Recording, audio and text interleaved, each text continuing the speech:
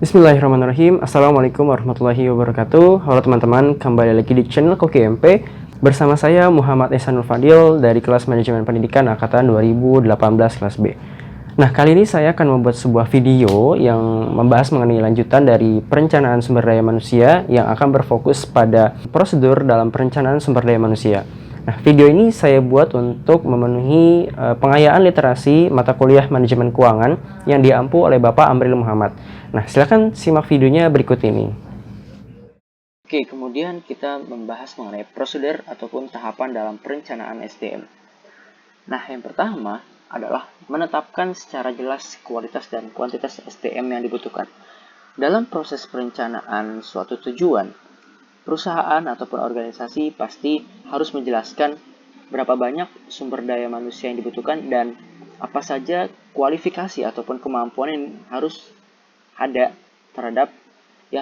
dan harus dibutuhkan dalam proses pelaksanaan pekerjaan untuk mencapai tujuan organisasi. Kemudian yang kedua adalah mengumpulkan data dan informasi tentang SDM.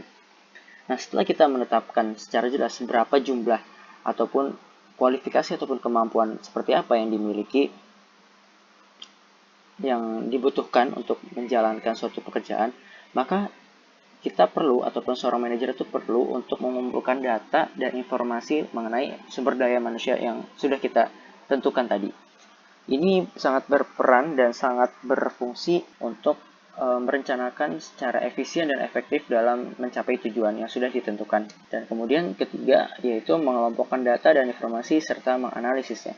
Nah, setelah kita mengumpulkan data dan informasi mengenai SDM yang dibutuhkan, kita perlu melakukan pengelompokan data dan informasi.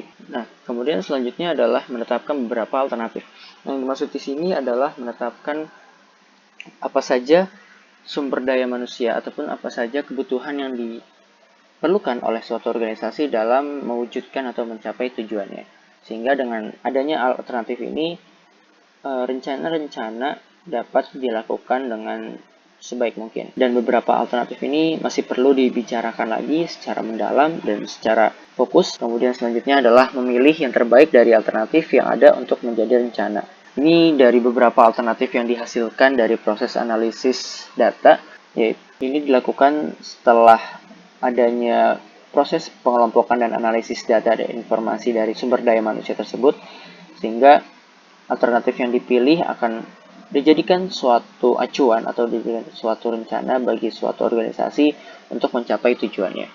Dan prosedur terakhir adalah menginformasikan rencana kepada karyawan untuk direalisasikan. Jadi setelah memilih alternatif yang terbaik dan alternatif yang bisa dianggap efisien dan efektif dalam pekerjaan, hal ini akan membuat suatu kemudahan bagi setiap karyawan karena rencana yang sudah ditentukan itu adalah rencana yang paling terbaik untuk menghasilkan suatu output yang baik pula. Kemudian kita bicara mengenai 4 tahap dasar perencanaan sumber daya manusia. Yang pertama adalah menetapkan tujuan atau serangkaian tujuan.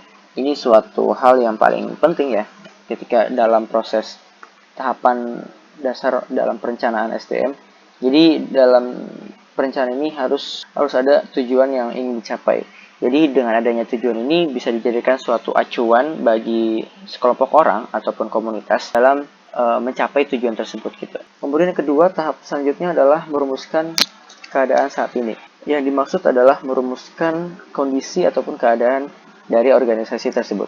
Apakah sumber daya manusianya itu sudah mumpuni ataupun sudah berkualitas untuk mencapai tujuan yang ditetapkan oleh organisasi tersebut, ataupun kualitasnya masih sangat kurang. Nah, hal ini tentu perlu direncanakan, yaitu SDM perlu ditingkatkan dan perlu diberdayakan lagi. Kemudian yang ketiga adalah mengidentifikasi segala kemudahan dan hambatan. Dan yang terakhir adalah mengembangkan rencana atau serangkaian kegiatan untuk pencapaian tujuan.